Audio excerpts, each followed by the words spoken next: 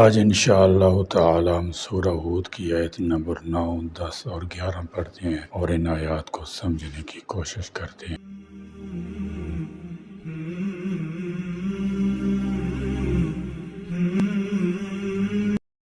اعوذ باللہ من الشیطان الرجیم، بسم اللہ الرحمن الرحیم۔ وَلَئِنْ أَذَقْنَا الْإِنسَانَ مِنَّا رَحْمَةً ثُمَّ نَزَعْنَاهَا مِنْهُ إِنَّهُ لَيَئُوسٌ كَفُورٌ وَلَئِنْ أَذَقْنَاهُ نَعْمَاءَ بَعْدَ ضَرَّاءَ مَسَّتْهُ لَيَقُولَنَّ ذَهَبَ السَّيِّئَاتُ عَنِّي إِنَّهُ لَفَرِحٌ فَخُورٌ إِلَّا الَّذِينَ صَبَرُوا وَعَمِلُوا الصَّالِحَاتِ أُولَئِكَ لَهُم مَّغْفِرَةٌ وَأَجْرٌ كَبِيرٌ۔ وَلَئِنْ اور البتہ اگر اذقنا ہم چکھائیں الانسان انسان کو منا اپنی طرف سے رحمتاً رحمت، فرمایا وَلَئِنْ أَذَقْنَا الْإِنسَانَ مِنَّا رَحْمَةً، یعنی انسان میں یہ کمزوری ہے کہ کوئی رحمت صرف چکھنے کے بعد، یعنی تھوڑی سی نعمت صرف کچھ دیر کے لیے ملنے کے بعد چھن جائے تو اللہ تعالیٰ کی ساری نعمتیں اس طرح بھولتا ہے کہ آئندہ کے لیے اس کی تمام نعمتوں سے نہایت نا امید ہو جاتا ہے، اور گزشتہ اور موجودہ کوئی نعمت اسے یاد ہی نہیں رہتی۔ یہی اس کی ناشکری اور نعمت کا انکار ہے۔ علامہ شوکانی رحمۃ اللہ تعالی علیہ نے فرمایا کہ اذقنا کے لفظ سے ادنا نعمت تھوڑی سی مدت کے لیے ملنا واضح ہو رہا ہے۔ ثم نزعناها، پھر ہم وہ رحمت چھین لیں منہ اس سے، انہو تو بے شک ہو جاتا ہے وہ لا یئوس انتہائی نا امید، کفور بہت ناشکرا۔ اس آیت کا خلاصہ یہ ہے کہ اگر ہم انسان کو اپنی کسی رحمت کا مزہ چکھائیں اور صحت، امن، وسعت رزق، دولت عطا کریں، پھر یہ سب اس سے چھین لیں اور اسے مصائب میں مبتلا کر دیں تو بے شک وہ دوبارہ اس نعمت کے پانے سے مایوس ہو جاتا ہے اور اللہ عز و جل کے فضل سے اپنی امید ختم کر لیتا ہے اور صبر و رضا پر ثابت قدم نہیں رہتا اور گزشتہ نعمت کی ناشکری کرتا ہے۔ خدائے احکم الحاکمین کی بے شمار نعمتیں ساری کائنات کے ذرے ذرے پر بارش کے قطروں سے زیادہ، درختوں کے پتوں سے زیادہ، دنیا بھر کے پانی کے قطروں سے زیادہ، ریت کے ذروں سے بڑھ کر ہر لمحہ ہر گھڑی بن مانگے طوفانی بارشوں سے تیز برس رہی ہیں جن کو شمار کرنا انسان کی بس کی بات نہیں۔ اللہ تعالیٰ قرآن پاک میں ارشاد فرماتا ہے وَإِن تَعُدُّوا نِعْمَتَ اللَّهِ لَا تُحْصُوهَا إِنَّ اللَّهَ لَغَفُورٌ رَحِيمٌ، اور اگر اللہ کی نعمتیں گنو تو انہیں شمار نہ کر سکو گے، بے شک اللہ بخشنے والا مہربان ہے۔ ایک اور مقام پر اللہ تعالیٰ جل شانہ ارشاد فرماتے ہیں وَاشْكُرُوا لِي وَلَا تَكْفُرُونَ، میرا حق مانو، شکریہ ادا کرو اور میری ناشکری نہ کرو۔ وَمَن شَكَرَ فَإِنَّمَا يَشْكُرُ لِنَفْسِهِ وَمَن كَفَرَ فَإِنَّ رَبِّي غَنِيٌّ حَمِيدٌ، اور جو شکر کرے تو اپنی ذات کے لیے شکر کرتا ہے اور جو ناشکری کرتا ہے تو میرا رب بے پرواہ ہے، کرم فرمانے والا ہے۔ اللہ تعالیٰ کی نعمتوں پر اس کا شکر ادا کرنا ہم پر حق ہے اور اس حق یہ ادائیگی خدا کو پسند ہے، جبکہ ناشکری اسے نہ پسند ہے، اور یہ عقیدہ بھی ذہن نشین رہے کہ شکر کا فائدہ ہماری ذات کو ہے اور ناشکری کا نقصان بھی ہم ہی کو ہے، کیونکہ خداوند قدوس بے نیاز ہے، اسی کسی شکر یا ناشکری سے کچھ فرق نہیں پڑتا۔ چنانچہ قرآن پاک میں فرمایا ان تکفروا فإن اللہ غنی عنکم يعظكم ولا يرضى لعباده الكفر۔ اگر تم ناشکری کرو تو بے شک اللہ تم سے بے نیاز ہے اور وہ اپنے بندوں کی ناشکری کو پسند نہیں کرتا۔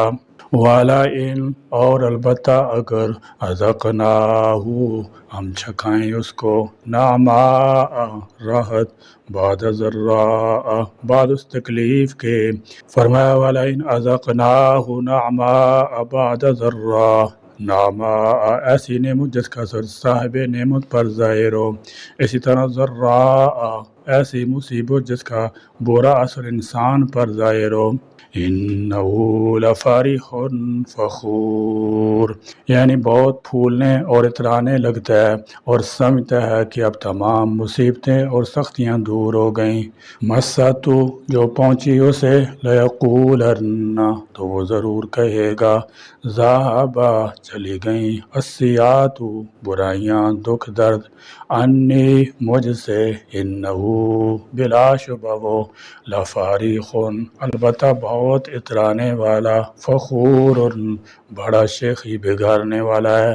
انسان کی تنگ ظرفی اور ناشکری اس آیت اور اس سے پہلی آیت میں ایک دنیا دار خدا فراموش انسان کی کم حوصلگی اور تنگ ظرفی کا نقشہ پیش کیا گیا ہے، جو یہ ہے کہ اگر زندگی بھر اللہ کی نعمتیں میسر آتی رہیں، پھر کسی وقت کوئی مصیبت آ جائے تو اسی وقت مصیبت کا رونا رونے لگتا ہے اور اللہ تعالیٰ کے متعلق سخت و الفاظ کہنے لگتا ہے، اور یہ بھول ہی جاتا ہے کہ اللہ تعالیٰ نے اسے کتنی مدت آسودہ حال بھی رکھا تھا جس کا اس نے شکر بھی کبھی ادا نہیں کیا تھا، اور اگر ہم اسے مصیبت سے نجات دے دیں تو پھر بھی اللہ کا شکر ادا نہیں کرتا، بلکہ اس وقت بھی اللہ سے غافل اور مغرور ہو کر شیخیاں بھگارنے لگتا ہے اور پھولے نہیں سماتا جیسے پھر اسے کوئی مصیبت آئے گی ہی نہیں، حالانکہ اسے چاہیے تھا کہ پچھلی حالت کو فراموش نہ کرتا اور اللہ کا شکر ادا کرتا، اس کے احسانات کے سامنے جھک جاتا۔ آیت کا خلاصہ یہ ہے کہ وہ ہم انسان کو اس مصیبت کے بعد جو اسے پہنچی ہو نعمت کا مزہ چکھائیں، بیماری کے بعد صحت دیں، تنگی کے بعد آسانی، فقیری کے بعد مال و دولت کی وسعت عطا کریں، تو ایسا بندہ یہ تو کہتا ہے کہ جو مصیبتیں مجھے پہنچیں وہ اب مجھ سے دور ہو گئیں، لیکن اس وقت شکر گزار ہونے اور حق نعمت ادا کرنے کی بجائے وہ خوشی میں پھولتا پھرتا ہے اور ان نعمتوں کی ملنے کی وجہ سے فخر و تکبر میں مبتلا ہو جاتا ہے۔ یہ بتانے کا مقصد یہ ہے کہ مصیبت دور ہونے، نعمت ملنے کے بعد ناشکری کا مظاہرہ نہیں کرنا چاہیے، بلکہ مزید اطاعت کے لیے سر جھکا دینا چاہیے۔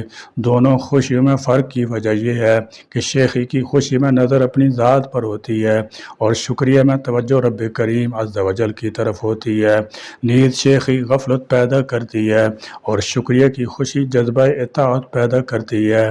اِلَّا الَّذِينَ مگر وہ لوگ جنہوں نے صبر کیا، وَعَمِلُوا الصَّالِحَاتِ اور عمل کیے نیک، فرمایا اِلَّا الَّذِينَ صَبَرُوا وَعَمِلُوا الصَّالِحَاتِ، یعنی صابر مومن کا یہ حال نہیں، وہ نہ راحت میں پھولتا ہے نہ مصیبت میں رب کی نعمتوں کو بھولتا ہے۔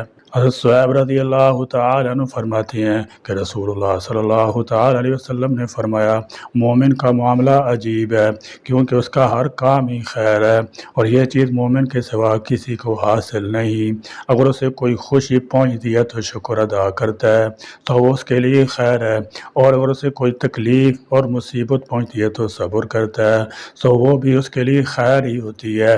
اولئک یہی لوگ لہم مغفرت ان کے لیے ہے مغفرت، واجر اور اجر کبیر بہت بڑا۔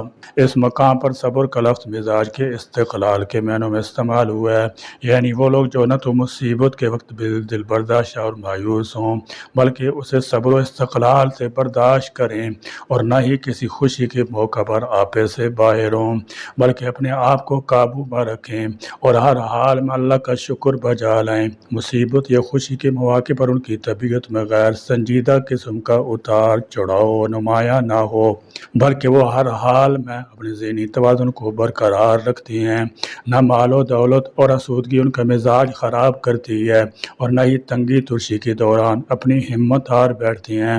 ایسے ہی لوگوں کے اللہ قصور بھی معاف کرتا ہے اور ان کے نیک کاموں کے عوض انہیں بہت زیادہ اجر بھی عطا فرماتا ہے۔ اس آیت سے معلوم ہوا کہ نعمت چھن جانے پر صبر کرنا، راحت ملنے پر شکر کرنا، بہر صورت اللہ تعالیٰ کی اطاعت فرمانبرداری میں مصروف رہنا مومن کی شان ہے۔ لیکن افسوس، یہاں جو طرز عمل کفار کا بیان کیا گیا ہے وہ آج مسلمانوں میں بھی نظر آ رہا ہے کہ جب اللہ تعالیٰ ان سے اپنی دی ہوئی نعمت واپس لے لیتا ہے تو یہ اس قدر افسردہ اور مایوس ہو جاتی ہیں کہ ان کی زبانیں کفر تک بکنا شروع کر دیتی ہیں، اور جب ان میں سے کسی پر آئی ہوئی مصیبت اللہ تعالیٰ دور کر دیتا ہے تو وہ لوگوں پر فخر و غرور کا اظہار شروع کر دیتا ہے۔ علی کرم اللہ تعالی وجہہ الکریم نے ارشاد فرمایا، بے شک نعمت کا تعلق شکر کے ساتھ ہے، شکر کا تعلق نعمتوں کی زیادتی کے ساتھ ہے، پس اللہ کی طرف سے نعمتوں کی زیادتی اسی وقت تک نہیں رکتی جب تک کہ بندہ اس کی ناشکری نہیں کرتا۔ اللہ تبارک و تعالیٰ کی نعمتوں پر شکر کے چند فوائد۔ اللہ تعالیٰ کی نعمتوں کا شکر ادا کرنا زیادہ نعمت کا سبب ہے۔ نمبر 2، شکر رب عز و جل کی اطاعت حاصل کرنے کا ذریعہ ہے۔ نمبر 3، شکر میں نعمتوں کی حفاظت ہے۔ نمبر 4، شکر اللہ والوں کی عادت ہے۔ نمبر 5، شکر نعمتوں کی بقا کا ذریعہ ہے۔ نمبر 6، شکر ادا کرنا گناہ کو چھوڑنے کا سبب ہے۔ نمبر 7، شکر کی توفیق عظیم سعادت ہے۔ نمبر 8، شکر ادا کرنا معرفت نعمت کا ذریعہ ہے۔ اور امام حسن بصری رحمۃ اللہ تعالی علیہ فرماتے ہیں، بے شک اللہ جب تک چاہتا ہے اپنی نعمت سے لوگوں کو فائدہ پہنچاتا رہتا ہے، اور جب اس کی ناشکری کی جاتی ہے تو وہ اسی کو عذاب بنا دیتا ہے۔ اور شیخ ابن عطا رحمۃ اللہ تعالی علیہ فرماتے ہیں، جو نعمتوں کا شکر ادا نہیں کرتا گویا وہ ان کے زوال کا سامان پیدا کرتا ہے، اور جو شکر ادا کرتا ہے گویا وہ نعمتوں کو اسی سے باندھ کر رکھتا ہے۔ نعمتوں کے بدلے ناشکری کا نتیجہ ہلاکت بربادی ہے۔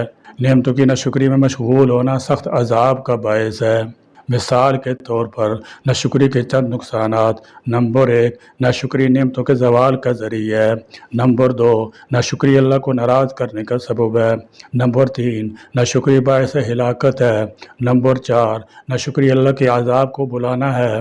نمبر 5، ناشکری نعمتوں میں رکاوٹ ہے۔ نمبر 6، ناشکری اللہ کی ناپسندیدہ ہے۔ نمبر 7، ناشکری ایک بڑا گناہ ہے۔ ناشکری کی مختلف صورتیں۔ نمبر 1، دل میں گناہ کی نیت کرنا۔ نمبر 2، زبان سے شکایت کرنا۔ نمبر 3، برے کام کرنا۔ نمبر 4، بدگمان رہنا۔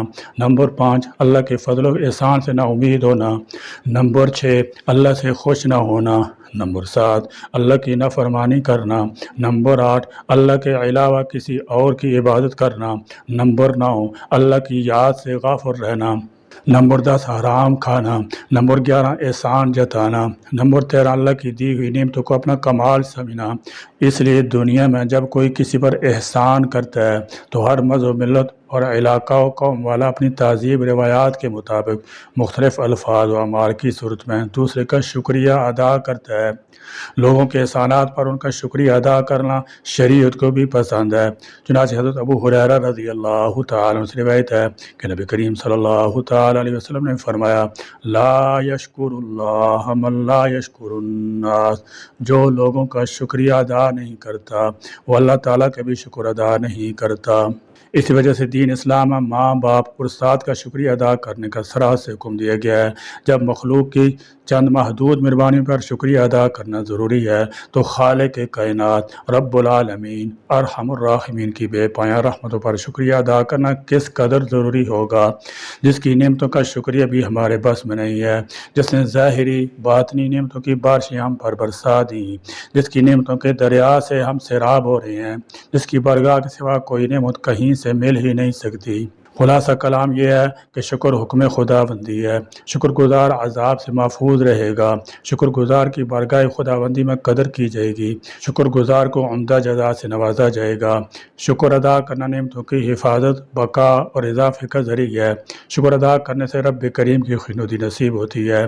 شکر کی ادائیگی کا سلسلہ جنت میں بھی جاری رہے گا۔ اللہ تعالی ہمیں اپنی نعمتوں پر شکر کرنے کی توفیق اور عافیت عطا فرمائے، اور اگر کوئی مصیبت آ جائے تو اس پر صبر کرنے کی توفیق نصیب فرمائے۔ آمین۔ وآخر دعوانا الحمدللہ رب العالمین۔